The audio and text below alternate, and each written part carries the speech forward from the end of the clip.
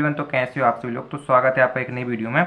और आज की इस वीडियो में जो अपन पढ़ने वाले हैं वो है न्यूट्रलाइजेशन कर्व के बारे में। और इसमें अपन देखेंगे कि स्ट्रॉन्ग एसिड स्ट्रॉन्ग बेस जो टाइट्रेशन है वो क्या होता है ना, जो कि बहुत इंपॉर्टेंट है, एग्जाम में आपसे बहुत ज़्यादा पूछा जाता है। तो उसी के बारे में जो यहाँ पर अपन डिस्कस करेंगे, बहुत ही ईजी वे में आपको समझाने की कोशिश करूँगा, है ना, कि अगर आप यहाँ पर एक बार समझ जाओगे तो आपको फिर कभी नहीं भूलेगा कि आपका स्ट्रॉन्ग एसिड और स्ट्रॉन्ग बेस टाइट्रेशन क्या होता है। बहुत ही सिंपल वे में आपको यहाँ पर समझाऊंगा, है ना। तो सबसे पहले अपन देखेंगे कि अपना न्यूट्रलाइजेशन कर्व क्या होता है ना। ये जो न्यूट्रलाइजेशन कर्व है वो आपकी फार्मास्यूटिकल एनालिसिस, जो कि B pharm of first semester का सब्जेक्ट है, उसकी जो यूनिट 2 है एसिड बेस टाइट्रेशन, उसका ही टॉपिक है। तो एसिड बेस टाइट्रेशन का एक जो वीडियो अपने डिस्कस कर लिया है, अगर आपने अभी तक नहीं देखा है तो डिस्क्रिप्शन को जाओ, वहाँ पर चेक कर लो। वहाँ पर एसिड बेस टाइट्रेशन क्या होता है, किस तरीके से परफॉर्म किया जाता है, साथ ही साथ जो एसिड बेस इंडिकेटर की जो थ्योरी थी, ओस्ट वाली थ्योरी, रेजोनेंस थ्योरी, जो कि बहुत ज़्यादा इंपॉर्टेंट है, एग्जाम में बहुत ज़्यादा पूछी जाती है, हर साल आने वाला क्वेश्चन है। तो बहुत ईजी वे में मैंने वो समझाया हुआ था, अगर आपने वो नहीं समझा तो उसको भी समझ लो। और चलिए अपन स्टार्ट करते हैं कि अपना न्यूट्रलाइजेशन कर्व होता क्या है ना। सिंपल चीज़ है। तो देखो, न्यूट्रलाइजेशन कर्व को पढ़ने से पहले अपन को छोटी सी चीज़ समझनी पड़ेगी।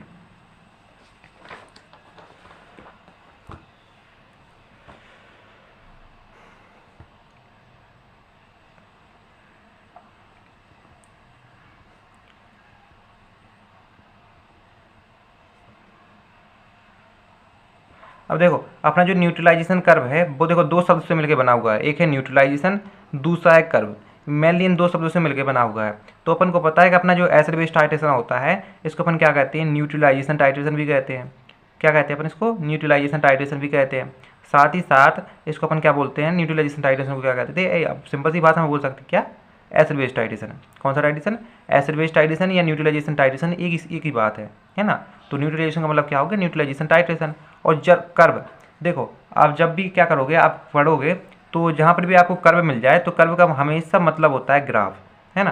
कर्व का मतलब क्या होता है, ग्राफ। जैसे कि आपने अगर मैथ पढ़ी होगी तो आप इस तरह से कुछ ग्राफ बनाए होंगे, आपने इस तरह से कुछ ग्राफ बनाए होंगे, यहाँ से आप क्या करते तो इस तरह से ऐसे बनाते हो, या इस तरह से ऐसे कुछ बनाए होंगे। तो यहाँ पर अपन क्या करने वाले, ग्राफ बनाने वाले हैं। और यहाँ पर जो ग्राफ बनाएंगे वो बनाते हैं दो चीज़ों के बीच में। यहाँ पर दो चीज़ कौन से लेते हैं अपन, यहाँ पर एक लेते हैं पीएच, है ना, एक लेते हैं वॉल्यूम। ठीक है, क्या लेते हैं, दो चीज़ लेते हैं, एक लेते हैं पीएच, एक लेते हैं वॉल्यूम। जो पीएच लेते हैं वो किसका लेते हैं अपन, एनालाइट का, है ना। जो पीएच लेते हैं वो किसका लेते हैं, एनालाइट का। एनालाइट वही सैंपल सॉल्यूशन जो अपन क्या करते हैं, फ्लास्क में भरते थे, है ना, जिसकी कंसंट्रेशन आपको पता करनी होती थी, अननोन कंसंट्रेशन को जो सॉल्यूशन था, है ना। तो उसका पीएच देखते हैं। और वॉल्यूम देखते हैं अपन किसका, स्टैंडर्ड सॉल्यूशन का। स्टैंडर्ड सॉल्यूशन मतलब वही जो अपन ब्यूरेट में भरते थे, ठीक है, उसका वॉल्यूम, है ना। स्टैंडर्ड सॉल्यूशन बोलते थे इसको, इसी को अपन क्या बोलते थे, टाइट्रेंड बोलते थे। तो अपन क्या करते हैं, जो स्टैंडर्ड सॉल्यूशन या टाइट्रेंड होता है उसका वॉल्यूम और जो एनालाइट का पीएच, इनके बीच जो अपन क्या करते हैं, ग्राफ बनाते हैं, उसी ग्राफ को क्या कहते हैं अपन, न्यूट्रलाइजेशन कर्व कहते हैं। सिंपल चीज़ है, न्यूट्रलाइजेशन कर्व क्या होता है ना। चलो इसको एक बार और रिवाइज कर लेते हैं। जो न्यूट्रलाइजेशन टाइट्रेशन, ठीक है, न्यूट्रलाइजेशन शब्द है वो न्यूट्रलाइजेशन टाइट्रेशन को इंडिकेट करता है, और कर्व जो इंडिकेट करता है ग्राफ को। तो अपन कह सकते हैं कि neutralisation curve is a curve, ठीक है, is neutralisation curve is a curve, ठीक है, in which we plot the graph between pH of the analytes, या बोल सकते हैं sample solution, and volume of the standard solution. Simple चीज़ है, आपको समझ में आ गया होगा। तो इसमें अपन क्या करेंगे कि देखो इस तरह से अपन क्या कर लेंगे, बना लेंगे। तो ये अपनी एक्स हो जाएगी, ये वाई हो जाएगा। तो ये क्या होगा, वॉल्यूम किसका लेते हैं अपन, टाइट्रेंड का लेते हैं, टाइट्रेंड मतलब स्टैंडर्ड सॉल्यूशन।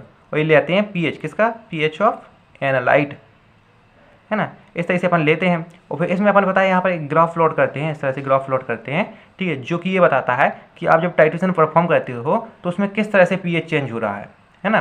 तो इस तरह से करके क्या करते हैं अपन, एक जो है न्यूट्रलाइजेशन कर्व को बना लेते हैं।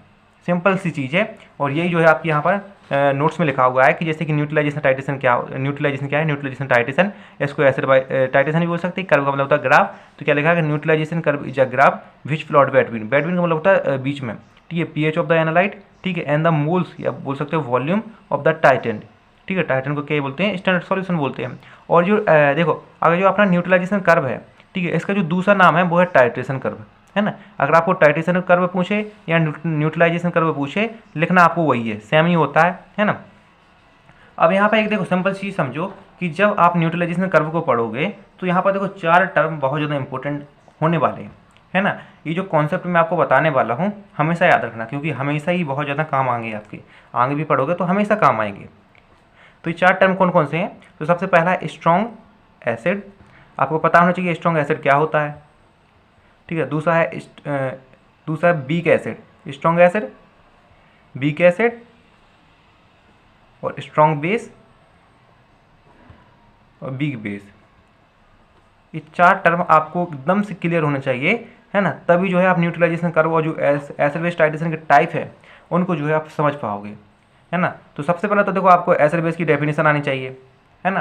अगर आपने एसिड बेस आपको नहीं पता है क्या होता है, आपको एसिड बेस की थ्योरी नहीं पता है, तो जो डिस्क्रिप्शन को चेक करो, वहाँ पर आपको एक लिंक दी गई होगी एसिड बेस थ्योरी के नाम से, तो उसको देखो, वहाँ पर जो है एसिड बेस थ्योरी को पूरा पढ़ो, ठीक है। आपको आसानी से समझ में आ जाएगा कि एसिड बेस थ्योरी जो आर्नियस, ब्राउनस्टीन, लॉरी और लुईस के अनुसार जो थ्योरी थी वो आपको सिंपल इसी पढ़ना है। तो उनको पढ़ो, उनको पढ़ने के बाद जो है आप एसिड बेस के बारे में आप समझ जाओगे, उसके बाद ही आप स्ट्रॉन्ग एसिड और वीक एसिड क्या होता है इन सबको आप समझ पाओगे, है ना। तो चलिए आशा करता हूँ कि आपको जो है एसिड बेस की थ्योरी आती होंगी, तो अपन को समझने की कोशिश करते हैं कि अपना स्ट्रॉन्ग एसिड होता क्या है ना।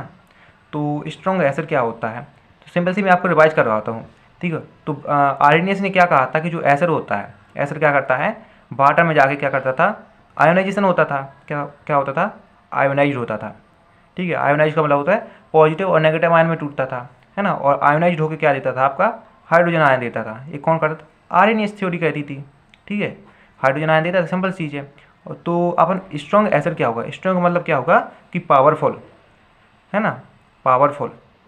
अब देखो पावरफुल है तो वो क्या करेगा, यहाँ पर मोर एक्शन परफॉर्म करेगा, अच्छे से काम करेगा, है ना। और इसका एक्शन क्या था, काम क्या था, इसका काम ये था कि वाटर में जाके हाइड्रोजन आयन को देना, है ना, या बोलते हैं आयोनाइज होना। तो अपन कह सकते हैं कि स्ट्रॉन्ग एसिड होता है, ठीक है, स्ट्रॉन्ग एसिड जो वाटर में मोर आयोनाइज होता है, क्योंकि ज़्यादा काम करेगा ना, तो ज़्यादा का मतलब क्या होगा, मोर आयोनाइज होता है ना। मोर आयोनाइज होगा मतलब कि जो है वो स्ट्रॉन्ग एसिड में जाके, जैसे कि स्ट्रॉन्ग एसिड है वो पानी में जाके क्या करेगा, बहुत जल्दी पॉजिटिव और नेगेटिव आयन में टूट जाएगा और बहुत ज़्यादा क्या करेगा, आपका हाइड्रोजन आयन देगा। ये कौन है, स्ट्रॉन्ग एसिड है। अब यहाँ पर देखो वीक एसिड, तो वीक एसिड को समझने की कोशिश करना। तो एसिड का वही सिंपल कि वाटर में आप जब इसको घोलोगे तो वाटर में आपको मिलाओगे तो क्या होगा, आयोनाइज होगा, ठीक है। वाटर में क्या होगा, ये आयोनाइज होगा, आयोनाइज होने के बाद क्या देगा, हाइड्रोजन आयन देगा, सिंपल चीज़ है। एसिड है तो एसिड का ही तो नेचर ही है कि वो क्या करेगा, हाइड्रोजन आयन देगा। लेकिन ये क्या है, वीक है, वीक का मतलब है कमज़ोर। अब कमज़ोर है तो काम कम करेगा। ये जो वीक है, वीक का मतलब क्या है, कमज़ोर है। कमज़ोर है तो इसका मतलब क्या होगा, ये लेग्स फंक्शन परफॉर्म करेगा। अगर ये कमज़ोर है तो काम कम कर पाएगा। तो उसका काम क्या रहता था कि आयोनाइज होना, आयोनाइज होकर हाइड्रोजन आयन को देना। तो जब काम कम करेगा तो आयोनाइज ही नहीं हो पाएगा ना, क्योंकि वो काम कम कर रहा है, तो कम आयोनाइज होगा, तो कम आयोनाइज होगा तो कम हाइड्रोजन आयन देगा। इसका मतलब क्या होगा कि अपना जो एसिड है वो क्या है, वीक एसिड है। चलो अब इसके एग्जाम्पल की भी अपन बात कर लेते हैं। तो सबसे पहले बात करते हैं अपन स्ट्रॉन्ग एसिड के एग्जाम्पल। तो अपन स्ट्रॉन्ग एसिड के एग्जाम्पल की देखें तो जो HCl रहता है वो क्या रहता था, स्ट्रॉन्ग एसिड रहता था, है ना। अब स्ट्रॉन्ग एसिड जो है वो HCl है। सिंपल चीज़ है कि अगर वो स्ट्रॉन्ग एसिड है तो वो क्या होगा कि आपके वाटर में जाके कंप्लीटली जो आयोनाइज होगा। आयोनाइज होने का मतलब क्या है कि वो अच्छे से जो है पॉजिटिव और नेगेटिव आयन में टूटेगा। और अगर ज़्यादा आयोनाइज हो रहा है तो क्या करेगा, उतनी ज़्यादा क्या देगा, आपको हाइड्रोजन आयन देगा, है ना। और हाइड्रोजन आयन दे रहा है तो वो आपका स्ट्रॉन्ग एसिड है ना। तो ये जब क्या करेगा, टूटता है, ठीक है, वाटर में जाके तो H+ और Cl- में टूटता है। और जो H+ रहता था ये क्या रहता था आपका, ठीक है, हाइड्रोजन आयन रहता था। तो आपका जो HCl रहता है वो क्या होता है, स्ट्रॉन्ग एसिड होता है। मतलब पानी में आपके बहुत जल्दी क्या हो जाता है, आयोनाइज हो जाता है। सिंपल चीज़ क्या है आपके स्ट्रॉन्ग एसिड के बारे में। अब यहाँ पर अगर दूसरा एग्जाम्पल की बात करें तो वो है CH3COOH, है ना। CH3COOH भी, ये भी क्या है, आपका एक एसिड है, ठीक है, जो क्या करता है आपका, ठीक है, वीक कौन सा है, वीक एसिड है। वीक एसिड ये इसलिए है क्योंकि जब आप इसको पानी में घोलोगे तो पानी में घोलने के बाद ये जो है पार्सली आयोनाइज होता है। पार्सली का मतलब क्या होगा कि ये जो है कम्प्लीटली आयोनाइज नहीं होता है। इसका मतलब ये होगा कि ये अच्छे तरीके से पॉजिटिव नेगेटिव आयन में नहीं टूटता है लेकिन कम टूटता है ना। तो ये क्या है, आपका वीक एसिड है। जैसे कि अगर इसकी अपन बात करें तो ये क्या होता है, CH3COO नेगेटिव और हाइड्रोजन आयन में टूट जाता है। सिंपल चीज़ है। तो अपना क्या है, आपका हाइड्रोजन आयन है, सिंपल सी चीज़ है। लेकिन जो है वाटर में कम आयोनाइज होता है ना। कम आयोनाइज का मतलब क्या होगा कि आपको कम हाइड्रोजन देखने को मिलता है, किसमें, ठीक है, वीक एसिड में। सिंपल चीज़ है, आपको वीक एसिड और स्ट्रॉन्ग एसिड के बारे में समझ में आ गया होगा। अब अपन यहाँ पर बात करते हैं वीक बेस और weak strong acid, weak base और स्ट्रॉन्ग बेस क्या होता है, कौन सा, वीक बेस और स्ट्रॉन्ग बेस, ये दो चीज़ आपको समझनी पड़ेंगी, है ना। तो सबसे पहले अगर अपन बात करें बेस का, समझना पड़ेगा कि बेस होता क्या है। तो बेस के बारे में आपको बताया था कि बेस क्या होता है, एक कोई ऐसा सब्सटेंस होता है जिसको आप जब पानी में घोलोगे तो पानी में घोलने के बाद क्या होगा, आयोनाइज होगा, ठीक है। आयोनाइज होने के बाद क्या करेगा, आपका हाइड्रोक्सी आयन देगा। अब भाई कहोगे कि हाइड्रोक्सी आयन क्या होता है, तो हाइड्रोक्सी आयन होता है OH नेगेटिव। क्या होता है, OH नेगेटिव। तो आपका स्ट्रॉन्ग बेसिड क्या है, जब इसको बाटा में घोलोगे तो बहुत ज़्यादा आयोनाइज होगा, और बहुत ज़्यादा आयोनाइज होगा तो क्या बहुत ज़्यादा आपको हाइड्रोक्सी आयन देखने को मिलेगा, है ना। तो इसका मतलब ये क्या है, इसमें जो है बहुत ज़्यादा हाइड्रोक्सी आयन देखने को मिलेगा, मतलब बाटा में बहुत ज़्यादा आयोनाइज होता है। अगर इसके एग्जाम्पल की बात करें तो यहाँ पर अगर एग्जाम्पल आप देखोगे तो जो आपका NaOH है, ठीक है, NaOH क्या है, आपका स्ट्रॉन्ग बेस है, क्योंकि जब आप NaOH को बाटा में मिलाओगे तो NaOH रहता है Na+ और OH- में टूट जाता है, मतलब बहुत ज़्यादा क्या होता है, आयोनाइज होता है, किसमें, आपके बाटर में। लेकिन वहीं वीक बेस की बात करें तो वीक बेस क्या होता है, बाटर में क्या होता है, पार्सली आयोनाइज होता है। आयोनाइज तो होता है लेकिन कम होता है, कंपेयर टू अगर स्ट्रॉन्ग बेस की देखी जाए तो कम होता है। इसका मतलब हुआ कि लेस हाइड्रोजन जो हाइड्रोक्सी आयन आपको मिलते हैं। कौन से आयन मिलते हैं आपको, हाइड्रोक्सी आयन। हाइड्रोक्सी आयन है मतलब OH, मतलब आपको कम OH देखने को मिलते हैं, ठीक है, OH में नेगेटिव, सिंपल चीज़ है। अगर इसके एग्जाम्पल की अपन बात करें तो जो अपना NH4OH रहता है वो क्या रहता था, आपका वीक बेस रहता था, ठीक है। NH4OH जो है वो क्या है, एक बेस है जो क्या होता है, वीक बेस होता है, ठीक है। और इसके अगर एग्जाम्पल की बात करें तो आपका NH4OH है, अगर इसको आप तोड़ोगे तो क्या बनेगा आपका, ठीक है, NH4, ठीक है, plus OH negative. OH negative आपका क्या है, हाइड्रोक्सी आयन है, सिंपल चीज़ है। तो अगर आप यहाँ पर समझ गए होगे कि जैसे कि यहाँ पर देखो वीक बेस को जब आप पानी में घोलोगे तो क्या होगा, ये पार्सली आयोनाइज होगा। पार्सली आयोनाइज होगा मतलब वो है कम जो है पॉजिटिव और नेगेटिव आयन में टूटेगा, और कम नेगेटिव आयन में टूटेगा मतलब कि कम हाइड्रोक्सी आयन देखने को मिलेंगे, है ना। तो इसका मतलब क्या होगा, वो आपका वीक बेस हो गया, क्योंकि जो जितना ज़्यादा हाइड्रोक्सी आयन देगा तो वो स्ट्रॉन्ग है, और कम हाइड्रोक्सी देगा तो वो वीक है, सिंपल चीज़ है ना। और अब इसको एग्जाम्पल को देख लेना। अब यहाँ पर अपन थ्योरी में जो लिखा है उसको समझने की कोशिश करते हैं।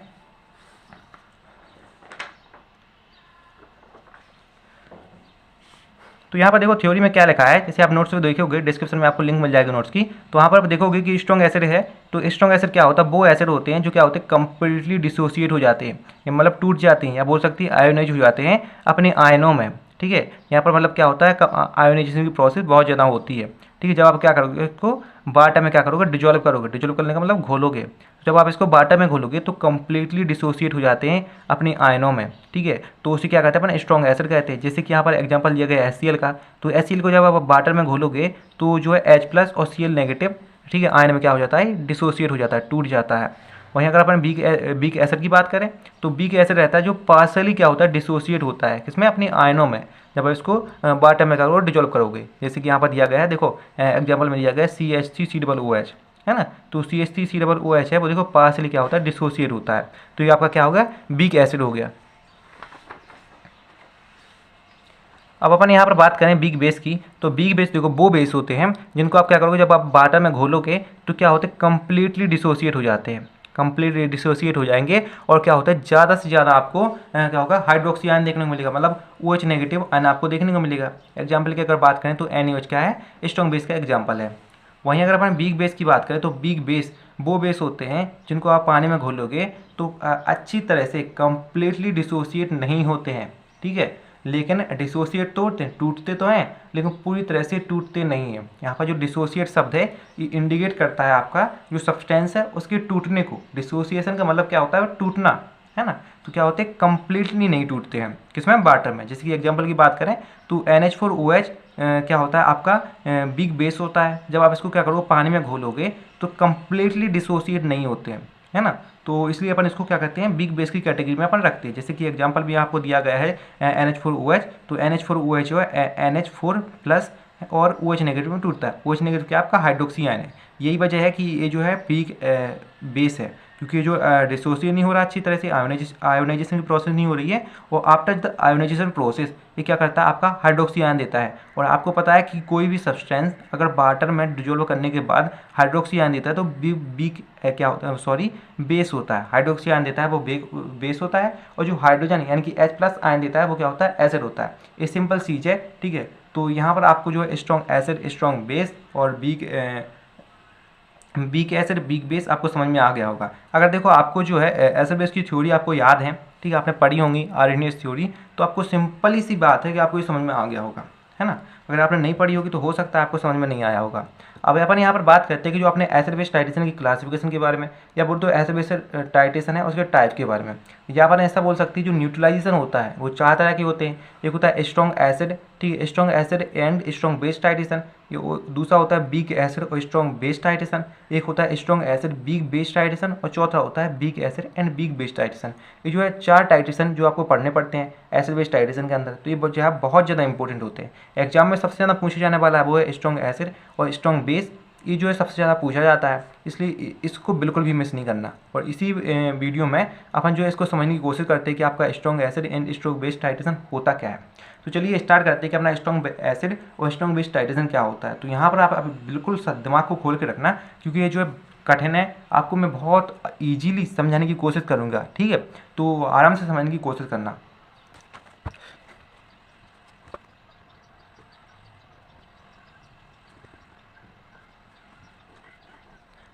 तो यहाँ पर अपन देखो वही सिंपल सी टेक्निक जो अभी तक अपन अपनाते रहे कि शब्द को तोड़ के उसका मतलब जानने की कोशिश करेंगे। तो आपको पता है कि टाइटेशन क्या था, एक मेथड था जिसमें आप क्या करते थे, अननोन कंसंट्रेशन सॉल्यूशन लेते थे। आपके पास क्या था, एक अननोन कंसंट्रेशन सॉल्यूशन की कंसंट्रेशन को आप क्या करते थे, नॉन कंसंट्रेशन सॉल्यूशन की हेल्प से डिटरमाइन करते थे। सिंपल चीज़ें आपको टाइटेशन के बारे में पता है ना। तो टाइटेशन में क्या करते थे आप, अननोन कंसंट्रेशन सॉल्यूशन की कंसंट्रेशन को नॉन कंसंट्रेशन, ठीक है, नॉन कंसंट्रेशन सॉल्यूशन की हेल्प से आप क्या करते थे, डिटरमाइन करते थे, ठीक है। सिंपल चीज़ आपको पता है टाइट्रेशन के बारे में। तो यहाँ पर देखो अपन टाइट्रेशन परफॉर्म करने वाले हैं एसिड बेस टाइट्रेशन, और आपको एसिड बेस टाइट्रेशन का एक मतलब आपको पता था कि एसिड बेस टाइट्रेशन में आप क्या करते थे, आप जो है एसिड को क्या करते थे, आप क्या करते, एसिड या बेस कोई भी एक सब्सटेंस लेते, उसको क्या करते थे आप, जो एक अननोन कंसंट्रेशन का होता था और एक होता था नॉन कंसंट्रेशन का। तो अपन यहाँ पर सपोज करो कि आप जो अपना स्ट्रॉन्ग एसिड ले रहे हो, ठीक है, स्ट्रॉन्ग एसिड आप जो ले रहे हो, ठीक है, वो क्या है आपका अननोन कंसंट्रेशन का है, क्या आपका अननोन कंसंट्रेशन का है, आपका स्ट्रॉन्ग एसिड है वो अननोन कंसंट्रेशन का है, और जो स्ट्रॉन्ग बेस है वो नॉन कंसंट्रेशन का है ना। तो यहाँ पर आप क्या करोगे कि जो स्ट्रॉन्ग एसिड की कंसंट्रेशन को आप डिटरमाइन करोगे किसकी हेल्प से, स्ट्रॉन्ग बेस की हेल्प से। तो अपन कह सकते हैं कि स्ट्रॉन्ग एसिड, ठीक है, strong acid strong base titration is a titration in which we determine the concentration of the unknown concentration of strong acid with the help of known concentration of strong base। अब यहाँ पर देखो बात है कि strong acid और strong base की हो रही है। तो यहाँ पर देखो स्ट्रॉन्ग एसिड आपका कौन सा था, HCl था। अभी अपन ने एग्जाम्पल में समझा ना, स्ट्रॉन्ग एसिड आपका HCl था और स्ट्रॉन्ग बेस था वो था NaOH था। तो अपन इसमें एक दो ही सॉल्यूशन लेंगे, एक तो HCl का सॉल्यूशन बनाने वाले हैं अपन यहाँ पर, एक NaOH का सॉल्यूशन बनाने वाले हैं, और इन दोनों को लेके क्या करेंगे आप, टाइट्रेशन को परफॉर्म करेंगे। और जो टाइट्रेशन परफॉर्म होगा उसी टाइट्रेशन को आप क्या करोगे, strong acid strong base titration कहोगे। सिंपल सी चीज़ है, होप समझ में आ गया होगा। आपको एक चीज़ पता है कि आप क्या करोगे, जो NaOH देखो, NaOH क्या है, नॉन कंसंट्रेशन सॉल्यूशन है, और नॉन कंसंट्रेशन सॉल्यूशन को आप क्या करते थे, स्टैंडर्ड सॉल्यूशन कहती थी। ये सिंपल चीज़ आपको पता है कि नॉन कंसंट्रेशन सॉल्यूशन को क्या कहते थे आप, स्टैंडर्ड सॉल्यूशन कहते थे। और जो स्टैंडर्ड सॉल्यूशन होता है इसको हमेशा आप ब्यूरोट में क्या करते थे, भरते थे। सिंपल चीज़ है। और जो अननोन कंसंट्रेशन का सॉल्यूशन होता है ये क्या होता है आपका, सैंपल सॉल्यूशन होता है। जैसे HCl का है तो अपन क्या है, सैंपल सॉल्यूशन है, ठीक है। इसको अपन क्या कहते थे, एनालाइड भी बोलते थे। तो इसको आप क्या करते थे, तो आपका जो फ्लास्क होता है, कॉनिकल फ्लास्क होता है, उसमें क्या करते थे आप, इसको भरते थे। तो सपोज करो कि यहाँ पर आप क्या कर रहे हो, टाइट्रेशन परफॉर्म कर रहे हो, तो आपका क्या है, टाइट्रेशन परफॉर्म हो रहा है। तो इस तरह से देखो आपका यहाँ फ्लास्क रखा रहता था, यहाँ से इस तरह से आपकी क्या रहती थी, ब्यूरेट लगी रहती थी। सिंपल सी चीज़ है, ठीक है। तो आपको ब्यूरेट में जब जो सॉल्यूशन भरती हो वो होता है NaOH का सॉल्यूशन, ठीक है, NaOH सॉल्यूशन, ठीक है। और यहाँ पर आप जो सॉल्यूशन भरोगे वो होता है HCl सॉल्यूशन। क्या होता है, HCl सॉल्यूशन होता है। सिंपल सी चीज़ है, ठीक है। तो अपन जो HCl सॉल्यूशन इसमें भरते हैं, ठीक है, इसमें कितना भरते हैं अपन, 100 ml भरते हैं, 100 ml। और इसको जो लेते हैं अपन एक नॉर्मल HCl सॉल्यूशन बनाते हैं, मतलब 100 ml one normal HCl solution को आप जो है कॉनिकल फ्लास्क में भरोगे। और यहाँ पर जो आप NaOH का सॉल्यूशन लेते हो, यहाँ पर जो है वन नॉर्मल NaOH का सॉल्यूशन आप प्रिपेयर करते हो, और जो है इसको आप क्या करते थे, ब्यूरेट में भरते थे। ठीक है। इन्हीं सॉल्यूशन को लेके अपन टाइट्रेशन परफॉर्म करेंगे। टाइट्रेशन परफॉर्म करने के बाद अपन इसमें देखेंगे कि आपका पीएच किस तरह से चेंज हो रहा है, और जो इसको अपने ग्राफ की मदद से प्लॉट करेंगे, तो ये जो है न्यूट्रलाइजेशन कर्व आपका हो जाएगा। चलिए अपन इसको थ्योरी में भी थोड़ा सा समझने की कोशिश करते हैं। तो जैसे कि आप यहाँ पर नोट्स में देख रहे होगा कि स्ट्रॉन्ग एसिड मतलब HCl है आपका, स्ट्रॉन्ग बेस मतलब NaOH है, और यहाँ पर टाइट्रेशन मतलब टाइट्रेशन ही होता है। तो strong acid versus strong base titration, ठीक है, एक एसिड बेस टाइट्रेशन है जिसमें क्या करते थे अपन टाइट्रेशन परफॉर्म करते थे स्ट्रॉन्ग एसिड जैसे कि HCl और स्ट्रॉन्ग बेस जैसे कि NaOH के बीच में, ठीक है। और ये हमेशा परफॉर्म किया जाता है एक्वस मीडियम में, ठीक है, क्योंकि आपको पता है जो एसिड बेस टाइट्रेशन होता है हमेशा जो एक्वस मीडियम में परफॉर्म किया जाता है, क्योंकि जब भी आप इसको क्या करोगे, आप इसमें सैंपल का सॉल्यूशन प्रिपेयर करोगे, तो आपने जब प्रैक्टिकल परफॉर्म किया होगा तो उस टाइम में देखा होगा कि आपको एक पाउडर फॉर्म में कुछ मिलता होगा, और वो जो पाउडर फॉर्म में मिलता है उसको आप क्या करते हो, कॉनिकल फ्लास्क में डाल के उसमें जो आप सफिशिएंट क्वांटिटी में वाटर ऐड करते हो, वाटर ऐड करने के बाद उसमें इंडिकेटर ऐड करोगे, इंडिकेटर ऐड करने के बाद आप सैंपल सॉल्यूशन तैयार करोगे, उसके बाद जो आप टाइट्रेशन को परफॉर्म करते हो। सिंपल चीज़ पता है। तो अगर किसी भी टाइट्रेशन में अगर आपका जो वाटर ऐड किया जाता है, पानी का यूज करते हो, तो वो जो एक्वस मीडियम कहलाता है। एक्वस का मतलब क्या होगा, पानी, सिंपल चीज़ है। तो यहाँ पर क्या करोगे आप, देखो जैसे कि आपने यहाँ पर क्या भरा था आपने, ठीक है, आपने यहाँ पर भरा था 1 नॉर्मल NaOH का सॉल्यूशन लिया था। क्या भरा था आपने, 1 ml NaOH का सॉल्यूशन किस में भरा था, आपने ब्यूरेट में भरा था, सिंपल चीज़ है। और आपने यहाँ पर जो कॉनिकल फ्लास्क है, कॉनिकल फ्लास्क में आपने क्या कहा था कि जो है 100 ml सॉल्यूशन भरा था, 100 ml सॉल्यूशन भरा था किसका, 1 नॉर्मल HCl का। अब देखो जो नॉर्मल और मोलर, ये आपने जो अपने कॉलेज में पढ़े होंगे, मैंने इसके बारे में नहीं पढ़ाया होगा है, बट आप याद रखो कि 1 नॉर्मल एक सॉल्यूशन होता है, एक 1 मोलर सॉल्यूशन होता है। इसके बारे में आप शायद कॉलेज में पढ़ चुके होंगे, यूनिट 1 में है, यहाँ पर यूनिट 2 चल रही है, तो आपने यूनिट 1 जहाँ से भी पढ़ी है तो वहाँ पर भी पढ़ चुके होंगे, है ना। तो आप इससे इतना सा नाम याद रखो कि 1 नॉर्मल HCl सॉल्यूशन को आप जो है कॉनिकल फ्लास्क में भरा है, ठीक है, और जो 1 नॉर्मल HCl सॉल्यूशन वो था आपने 100 ml लिया हुआ है, ठीक है, और 1 नॉर्मल, ठीक है, NaOH सॉल्यूशन को आपने ब्यूरेट में भरा है, सिंपल चीज़ है। तो आप क्या करोगे, आपने जब NaOH को जो NaOH है, देखो इसमें आप ये वाले सॉल्यूशन को आप एक बूंद बूंद करके इसमें गिराओगे, और जब इसमें आप गिराओगे तो क्या होगा, आपस में ये दोनों मिलेंगे, और मिलेंगे तो क्या होगा, आपका एक रिएक्शन परफॉर्म होगी। वो रिएक्शन कौन सी है, ये वाली है। जैसे कि जब HCl यानी कि कॉनिकल फ्लास्क वाला सॉल्यूशन और जो ब्यूरेट वाला सॉल्यूशन एक दूसरे में मिलते हैं, तो क्या होता है, आपका NaCl बनता है, क्योंकि आपको पता है कि Cl पे होता है नेगेटिव आयन और Na पे होता है पॉजिटिव आयन। तो ये पॉजिटिव आयन इसके साथ जो है मिल जाता है, तो NaCl बन जाता है, और बाकी जो बचा H, ठीक है, 2 H बची और वो बचा, तो क्या होगा H2O, मतलब आपका पानी बन जाता है। तो इसमें क्या होता है, NaCl का फॉर्मेशन होता है, मतलब सोडियम क्लोराइड आपका बनता है, ठीक है, आफ्टर द केमिकल रिएक्शन, ठीक है। साथ ही साथ क्या होता है, आपका वाटर का फॉर्मेशन होता है, वाटर भी आपको निकलता है साथ में। सिंपल चीज़ है, ये इसका इंट्रोडक्शन पार्ट हो गया strong acid versus strong base titration के बारे में। ये तो हो गई, ठीक है, बहुत ही ईजी सी कहानी, आपको होप समझ में आ गई होगी। अब तो महाभारत तो स्टार्ट होगी यहाँ से, जो आपको बहुत ज़्यादा कठिन लगने वाली है ना। तो मेन महाभारत आपकी यहीं से स्टार्ट होगी। तो चलिए देखते हैं क्या है ये महाभारत। यहाँ पर देखो एक बात आती है कि आपने जो कॉनिकल फ्लास्क है, कॉनिकल फ्लास्क क्या हुआ था, तो इसमें क्या किया था आपने 100 ml, आपने क्या किया था 100 ml 1 नॉर्मल, ठीक है, HCl का सॉल्यूशन लिया हुआ था, है ना, लिया हुआ, सिंपल चीज़, हाँ भाई लिया था यार। अब इसमें नया क्या बता रहे हो, तो नया मैं ये बताने वाला हूँ कि आपने जो सॉल्यूशन लिया था, अब मैं आपसे पूछूँ इस सॉल्यूशन का pH कितना है, तो आप इसको कैसे बताओगे, है ना, आप कैसे बताओगे कि आपने जो 100 ml, ठीक है, 1 नॉर्मल HCl का सॉल्यूशन लिया है, उसका pH कितना है। तो चलो इसका pH को अपन डिटरमाइन करते हैं कि कैसे बताते हैं, है ना। तो अपने सबसे पहले यहाँ पर अपन लिखेंगे कि यह 100 ml, ठीक है, 100 ml 1 नॉर्मल HCl सॉल्यूशन, ठीक है, कॉनिकल फ्लास्क में solution in the conical flask. देखो नोट्स के लिए जो आप डिस्कम को चेक कर लेना, वही सेम चीज़ लिखा यहाँ पर लिख के आपको समझा रहा हूँ, तो आपको जो है यहाँ पर आप समझते बस जाओ, ठीक है। नोट्स जो है आप बाद में लिख लेना, ठीक है। तो अपने सबसे पहले लिखा कि 100 ml 1 नॉर्मल HCl सॉल्यूशन जो कॉनिकल फ्लास्क में उसका pH कितना होता है। सिंपल सी चीज़ है, सिंपल चीज़ है और कुछ नहीं है। तो आप हमेशा याद रखना कि आपको जो pH होता है, pH क्या होता है, ठीक है, पावर ऑफ हाइड्रोजन होता है, और pH क्या होता है, इक्वल होता है आपका, ठीक है, माइनस लॉग। जब आप pH के पढ़ा होगा तो वहाँ पर pH की डेफिनेशन होती है, इसमें पढ़ा होगा माइनस लॉग प्लस, इस तरह से क्या होता है, pH का फॉर्म क्या होता है, आपका फॉर्मूला होता है। सिंपल सी चीज़ है। तो यहाँ पर सिंपल सी बात समझने की कोशिश करो कि अगर आपको जो pH के मान को आपको निकालना है, तो आपको पता होना चाहिए कि आपका जो H प्लस का मान क्या होता है। अगर आपने मैथ की इक्वेशन पढ़ी होंगी तो आपको पता होगा कि आपको अगर pH को डिटरमाइन करते हो, तो अगर आप यहाँ पर देखो इसके अगर मान को आप निकाल लोगे, तो सिंपल चीज़ अगर आपको ये पता चल गया, तो आप जो आपको लॉग को क्या करोगे, आप सॉल्व करके, ठीक है, आप लॉग के मान को रख के आप जो pH डिटरमाइन कर लोगे, तो यहाँ पर जो H प्लस आयन का जो मान होता है वो कितना होता है आपका, यहाँ पर याद करो कि जो H प्लस होता है वो क्या होता है आपका, यहाँ पर 1 नॉर्मल होता है। कितना होता है, 1 नॉर्मल होता है। मतलब यहाँ पर जो H प्लस का मान है वो क्या होता है, 1 होता है। तो यहाँ पर अपन रख देते हैं, ठीक है। तो यहाँ पर अपन क्या करते हैं, रख देते हैं, जैसे कि पी एच है कॉलम माइनस, ठीक है, लॉग, ठीक है, यहाँ पर क्या कि 1 के। सिंपल सी चीज़ है। अब यहाँ पर दूसरे स्टेप में आप क्या करेंगे कि जो आपका जो पी एच होता है, ठीक है, वो इक्वल होता है, ठीक है, जो पी एच है वो अपन इक्वल कर दिया। ये जो है आपका माइनस लॉग है, और जो आपको पता है, ठीक है, अगर कोई भी आपको संख्या है, अगर उसके जो है बटे में कुछ नहीं दिया गया तो उसका मान हमेशा 1 होता है। सिंपल चीज़ आपको पता है। तो अब अपन के बाद अब जो नेक्स्ट सिस्टम है आपको क्या करना है, आपका जो माइनस लॉग है, ठीक है, इसको माइनस लॉग को आपको प्लस में कन्वर्ट करना है। अगर आप इसको प्लस में कन्वर्ट कर दोगे तो आराम से इसको सॉल्व कर सकते हो। तो माइनस लॉग को जब अपन प्लस में कन्वर्ट करोगे तो क्या होता है, आपकी जो संख्या लिखी रहती है यहाँ पर वो क्या होती है, पलट जाती है। तो ऊपर का जो 1 है वो नीचे आ जाएगा और नीचे का 1 है ऊपर पहुँच जाएगा। तो भाई देखने को तो कुछ नहीं मिलेगा, आपको कुछ नहीं मिलेगा, तो जगह ही रह जाएगा, है ना।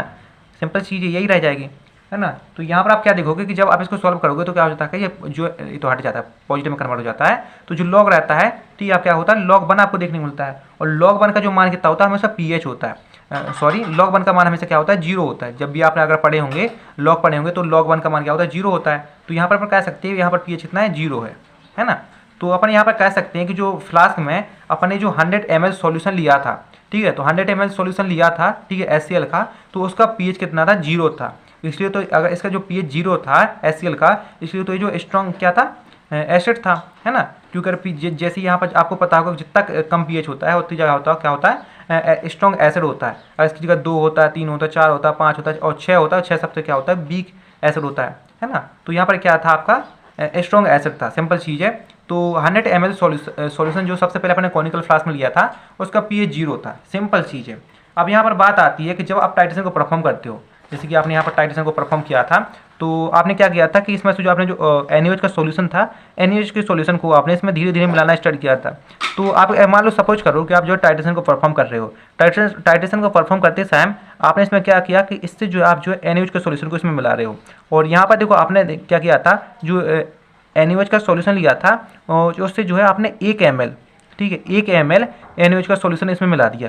तो अब अपन ये देखेंगे कि जो 1 ml NaOH के सॉल्यूशन को, ठीक है, 100 ml HCl के सॉल्यूशन में मिलाने के बाद उसमें पीएच में क्या चेंजेस आते हैं। तो यही जो आप यहाँ पर देखेंगे। तो यहाँ पर अपन लिखेंगे कि आफ्टर एडिंग, क्या लिखेंगे कि after adding 1 normal NaOH solution, 1 normal NaOH solution वही जो आपने बीरोड में लिया हुआ है, ठीक है। यहाँ पर लिखते हैं 1 नॉर्मल, ठीक है, आफ्टर एडिंग, ठीक है, 1 ml, ठीक है, 1 ml 1 normal NaOH solution in the conical flask. मतलब क्या करोगे, 1 ml जो NaOH सॉल्यूशन को आप कॉनिकल फ्लास्क में जब ऐड करोगे तो आप उस पर देखोगे उस पर पीएच क्या देखने को मिलता है। तो चलो अब यहाँ पर अपन बात करते हैं कि आपको जो कॉनिकल फ्लास्क में 100 ml सॉल्यूशन था, ठीक है, उसमें आपने क्या किया, 100 ml सॉल्यूशन था वो किसका था, HCl का था। अब आपने क्या किया, आपने ब्यूरोट से चालू कर दिया। तो ब्यूरोट से जो आप एक एक बूंद कर करके आप सॉल्यूशन निकालोगे तो आप क्या होगा कि एक टाइम ऐसा आएगा जब उसमें से आप जो 1 नॉर्मल आप क्या करोगे, 1 ml, ठीक है, 1 ml आप जो NaOH का सॉल्यूशन था वो उसको मिला दोगे। तो अभी अपन ने देखा था कि जब 100 ml HCl का सॉल्यूशन था तो उस टाइम पे क्या था कि आपका जो सॉल्यूशन था उसका पीएच 0 था, है ना। सिंपल चीज़ है कि आपका जो कॉनिकल फ्लास्क में सॉल्यूशन था उसका 0 था। लेकिन जब आपने क्या किया कि 1 ml NaOH का सॉल्यूशन मिला दिया तो उसके बाद क्या होगा, उसमें कुछ केमिकल रिएक्शन होगी। केमिकल रिएक्शन होने के बाद क्या होगा, कुछ पीएच चेंजेस आएंगे, है ना। तो वही अपन यहाँ पर देखेंगे कि उसमें जो पीएच चेंजेस आता है वो कितना आता है। आपने 1 ml सॉल्यूशन को मिलाने के बाद कॉनिकल फ्लास्क में जो आपका HCl का सॉल्यूशन है उसका पीएच कितना होता है उसको अपन थोड़ा समझने की कोशिश करते हैं, है ना। तो सबसे पहले तो अपन इसमें ये देखेंगे अपना टोटल वॉल्यूम कितना है ना। तो आप बताओ कि आपका जो कॉनिकल फ्लास्क में सॉल्यूशन रखा है इसका टोटल वॉल्यूम कितना है। तो सबसे पहले पता है कि आपको उसमें 100 ml, आपको पता है 100 ml HCl का सॉल्यूशन था और साथ में उसमें क्या कर दिया आपने 1 ml NaOH का सॉल्यूशन ऐड कर दिया। तो टोटल कितना हो गया, 101 ml सॉल्यूशन क्या है आपका टोटल वॉल्यूम है ना। आपके जो कॉनिकल फ्लास्क में 101 ml सॉल्यूशन आपका रखा रहेगा। अब यहाँ पर आप बात करें कि ठीक है भैया ये तो इतना हो गया, 100 ml हो गया। अब यहाँ पर बात आने वाली है रिमेनिंग HCl की। किसकी बात आने वाली है, रिमेनिंग HCl की। सिंपल चीज़ है यहाँ पर जो आप यहाँ पर आपका हो गया कि कहीं कहीं पर आपको देखने को मिलेगा रिमेनिंग NaOH, कभी कहीं पर देखने को मिलेगा रिमेनिंग HCl। तो एक चीज़ हमेशा याद रखना कि जब यहाँ पर आप जो ऐड कर रहे हो, यहाँ पर जैसे कि यहाँ पर जिसकी मात्रा ज़्यादा हो उसको ही आपको यहाँ पर लिखना है। जैसे कि यहाँ पर देखो 100 ml किसकी मात्रा थी, HCl की मात्रा थी, तो यहाँ पर HCl ज़्यादा था, इसलिए आपने क्या किया, रिमेनिंग HCl लिखा। तो अब आपका हो गया कि इसमें रिमेनिंग HCl की बात क्या हुई, वो तो चाहे सॉल्यूशन हो या ना हो, उसमें तो 100 ml ही रहेगा ना। 100 ml सॉल्यूशन था, 101 ml में से 101 ml तो आपका क्या था, 101 ml सॉल्यूशन में 100 ml तो क्या था, HCl था। लेकिन नहीं, ऐसा नहीं होता है। अभी मैंने आपको एक रिएक्शन समझाई हुई थी, वो रिएक्शन ये थी, जैसे कि अभी आपने देखा होगा कि आपको एक रिएक्शन समझाई हुई थी कि आपका क्या था, HCl NaOH से क्या करता था, रिएक्ट करके क्या करता था, NaCl बना लिया था।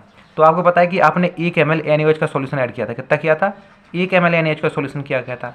तो 1 ml NaOH के सॉल्यूशन के साथ 1 ml HCl क्या करेगा, रिएक्ट कर लेगा। कितना करेगा, 1 ml HCl का सॉल्यूशन 1 ml NaOH सॉल्यूशन के साथ रिएक्ट करके, ठीक है, क्या करेगा आपका, ठीक है, NaOH का NaCl का फॉर्मेशन कर लेगा। तो यहाँ से क्या होगा, आपका 1 ml HCl क्या होगा, कम हो गया। तो पहले था आपका 100 ml, कितना था, 100 ml। अब क्या हो गया, आपका 1 ml कम हो गया, तो कितना हो गया आपका, 99 ml हो गया। एक चीज़ हमेशा याद रखना कि जब रिमेनिंग HCl निकालोगे तो इसमें जो NaOH की वैल्यू दी रही थी, जितनी भी वैल्यू दी रही होगी उसको आप उसमें से घटा देना। आपकी जो HCl की वैल्यू थी टोटल, उसमें से आपके NaOH की वैल्यू को घटा देना, और जो आपकी आएगी वो क्या थी, आपकी रिमेनिंग HCl रहता है। सिंपल चीज़ है ये, तो सिंपल चीज़ होगी आपका कि टोटल वॉल्यूम कितना है, रिमेनिंग HCl कितना है। अब अपन यहाँ पर बात करते हैं कि pH कितना है भाई, क्योंकि मेन चीज़ तो अपन को pH निकालना है ना। तो इस सॉल्यूशन पे pH कितना है वो अपन यहाँ पर देखते हैं। तो आपको पता है कि जो यहाँ पर जो pH होता है, ठीक है, जो pH होता है नॉर्मल, इस फॉर्मूला क्या होता है इसका, ठीक है, -log, ठीक है, H+ होता है। और अपन को जो इसका H+ का क्या करना था, वो मान निकालना था, ठीक है। H+ अगर आपको पता हो तो आपको जो इसको सॉल्व करके आप pH का मान निकाल सकते हो। तो यहाँ पर जब क्या करोगे, जब आपका, ठीक है, क्या करोगे आप 1 ml NaOH सोल्यूशन को ऐड करोगे तो उसके बाद जो H+ की वैल्यू रहती है वो कितनी रहती है। तो यहाँ पर देखो, सबसे पहले क्या करना है, आपका जो टोटल वॉल्यूम था 101 ml और जो रिमेनिंग HCl था 900 ml, तो सॉरी 900 नहीं, 99 ml। तो आप क्या करोगे, 99 ml बटे 101 कर दोगे, ठीक है, क्या कर दोगे। तो आपका जैसे कि H+ का मान कितना था कि 99/101, ये था रिमेनिंग HCl का मान था, रिमेनिंग HCl, और ये था आपका टोटल वॉल्यूम, ठीक है। इन दोनों को क्या करोगे, अब इन दोनों का रेशियो लोगे तो वही क्या होता है, आपका H+ होता है। पिछली बार अपन ने जो जब निकाला था 100 ml का निकाला था, तो उस टाइम पर तो आपको पता था आपका कुछ था ही नहीं, ठीक है। आपका क्या था, कुछ आपका जो उसमें पूरा 100 ml HCl था, NaOH का सॉल्यूशन तो कुछ था ही नहीं। तो अपन ने जो एक नॉर्मल, ठीक है, एक ले लिया था, ठीक है, एक नॉर्मल से अपने एक क्या लिया था, हाइड्रोजन लिया था। लेकिन जब आप क्या करोगे, NaOH को ऐड करोगे तो आपको जो टोटल वॉल्यूम और रिमेनिंग HCl, इनकी हेल्प से क्या करना है आपको, ठीक है, H+ का मान निकालना है। सिंपल चीज़ है। तो यहाँ पर आपने क्या किया, H+ का निकाल दिया। तो अब आप जो इस H+ को अब इसकी जगह रख दो। तो आपने क्या किया, pH = -log 99/101, ठीक है, अपने कर दिया। तो अब इसको देखो, अपन को माइनस है, नेगेटिव है, तो इसको पॉजिटिव में कन्वर्ट करना है। तो लॉग को पॉजिटिव में कन्वर्ट किया तो 101 है वो ऊपर पहुंच जाएगा और 99 वो नीचे आ जाएगा। तो क्या हो जाएगा, 101/99 हो जाएगा, है ना। तो जब आप क्या करोगे, ठीक है, 101 में सिंपल चीज़ है कि आप जब क्या करोगे, 101 में 99 का भाग दोगे तो आपके पास जो वैल्यू आएगी, जब आप क्या करोगे 101 में 99 का भाग दोगे तो आपके पास जो वैल्यू आएगी वो होगी, ठीक है, लॉग, ठीक है, इतने पास आपके पास एक वैल्यू आएगी, ठीक है, कितनी आएगी, जैसे कि लगभग आपकी शायद 30 आएगी, ठीक है, 10/2.0 इतने के लगभग आपकी होगी एक वैल्यू आएगी। सिंपल चीज़, आप इसको जो है क्लेरिफाई कर लेना। तो यहाँ पर जो इसका मान रहता है वो कितना रहता है, 0.0096 रहता है ना। तो अपन यहाँ पर कह सकते हैं जब अब लॉग 10.20 का आप सॉल्व करोगे तो आपका 0.0096 आ जाएगा। ये क्या था, आपका pH था। तो आप क्या करोगे, जब आपका जो सॉल्यूशन था, सॉल्यूशन में आपने क्या किया था कि 1 ml NaOH का सॉल्यूशन ऐड किया था, तो आपके जो कॉनिकल फ्लास्क में जो HCl का सॉल्यूशन था उसका pH जो है, ठीक है, इतना हो जाएगा। सिंपल चीज़ आपको समझ में आ गया होगा।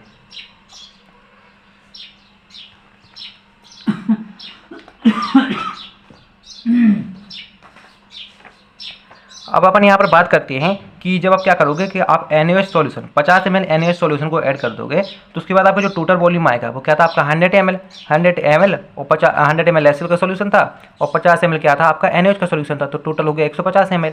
ठीक है, उसके बाद आपको जो रिमेनिंग HCl था वो क्या था आपको 100 ml में से -50 ml आपको कर देना था, तो 50 ml था वो क्या था आपका रिमेनिंग HCl बना था। क्योंकि आपको पता है कि जब क्या करोगे 50 ml इसको मिलाओगे तो जो 50 ml HCl के इस 50 ml NaOH के सॉल्यूशन के साथ क्या करेंगे रिएक्ट करेंगे और क्या करेंगे NaCl का फॉर्मेशन कर लेंगे, तो 50 ml जो ही 50 ml HCl ही बचेगा, है ना। उसके बाद जो अपन को H प्लस की वैल्यू निकालते हैं तो 50 में 50 को डिवाइड कर देते हैं 150 ml से। ठीक है, तो ये आपकी क्या है NaOH इसकी वैल्यू निकल जाती है। इसको अपन वही सेम प्रोसेस है, इसको क्या करेंगे आप H प्लस की जगह इसको रख देंगे। ठीक है, फिर जो नेगेटिव लॉग को पॉजिटिव में कन्वर्ट करेंगे तो नीचे की वैल्यू ऊपर आ जाएगी, ऊपर की वैल्यू नीचे आ जाएगी, है ना। उसके बाद जब इसको क्या करोगे आप 150 में 50 का भाग दोगे तो क्या आएगा log 3 आएगा, और log 3 का मान कितना होता है 0.4771 होता है। तो जब आप क्या करोगे कि टाइट्रेशन में 50 ml NaOH का सॉल्यूशन रहता है उसको ऐड कर दोगे तो उस टाइम पे आपकी जो pH की वैल्यू रहती है वो इतनी हो जाएगी, सिंपल चीज़ है। अब आप क्या करोगे 50 ml सॉल्यूशन को ऐड करने के बाद आप क्या करोगे कि जो कॉनिकल फ्लास्क के NaOH का सॉल्यूशन है उसको आप धीरे धीरे जो है क्या करोगे कॉनिकल फ्लास्क में आप गिराते रहोगे ग्रेजुअली का मतलब होता है धीरे धीरे आपस में क्या करोगे ऐड करते रहोगे। अब ऐड करते करते एक टाइम ऐसा आएगा, ठीक है, एक टाइम आपका ऐसा आएगा कि जब आप क्या करोगे उसमें सिंपली पूरा सा क्या करोगे आप 99.9 मतलब क्या एक वो टाइम होता है जब क्या करने वाले कि आप 100 ml सॉल्यूशन को ऐड करने वाले होते हैं, लेकिन उस 100 ml सॉल्यूशन को ऐड करने से कि एक बूंद जस्ट पहले कि मतलब 99.9 ठीक है ml जो NaOH का सॉल्यूशन होता है ऐड करोगे। इस पॉइंट पे आपका जो वॉल्यूम होता है इस पॉइंट पे क्या हुआ आपका जो NaOH का सॉल्यूशन रहता है वो एसिड का सॉल्यूशन कम होता है, क्योंकि एसिड का सॉल्यूशन क्या होता है 100 होता है ना, और ये क्या है आपका जो उससे कम है 0.1% कम है। आपको पता है कि यहाँ पर 100 हो यहाँ पर 100 हो जाएगा तो वो इक्विवेलेंट पॉइंट कहलाएगा। तो ये जो है इक्विवेलेंट पॉइंट के जस्ट पहले का जो पॉइंट होता है वो होता है, तो इक्विवेलेंट पॉइंट के पहले आपका pH क्या था वो अपन यहाँ पर डिटरमाइन करेंगे। तो यहाँ पर जो टोटल वॉल्यूम है वो 100 ml 100 कितना होगा 100 ml जो आपका HCl का सॉल्यूशन है, ठीक है 99.9 ml आपका NaOH का सॉल्यूशन होगा, दोनों को आप ऐड करोगे तो आपका क्या होगा 199.9 ml सॉल्यूशन आ जाएगा। तो आपको पता है रिमेनिंग HCl आप कैसे निकालोगे, क्योंकि यहाँ पर HCl की वैल्यू ज़्यादा है ना, तो आपको रिमेनिंग HCl निकालना है, तो आप इसमें से आप इसको घटा दोगे तो आपने 100 में से 99.9 को घटा दिया तो आपको 0.1 ml बच गया। तो आपको मतलब इतना जो HCl का सॉल्यूशन ज़्यादा है, तो मतलब कह सकते हैं अभी भी वो सॉल्यूशन क्या है एसिडिक है ना। तो इस टाइम पे जो pH कितना होगा, तो इस टाइम पे अपन जब pH को डिटरमाइन करेंगे तो आपको जो है H प्लस की वैल्यू सबसे पहले निकाल, अगर यहाँ पर आप जो H प्लस की वैल्यू को आप निकालते हो तो आपको H प्लस की वैल्यू को निकालने के लिए सबसे पहले आपको क्या करना पड़ेगा कि आपके पास जो रिमेनिंग HCl था 0.1 ml, ठीक है, इसको आप डिवाइड कर दोगे, ठीक है 199, ठीक है 199.9 ml से, तो आपने क्या किया डिवाइड कर दिया, डिवाइड करने के बाद आपकी क्या हुई ये आपकी क्या हुई वैल्यू आ गई।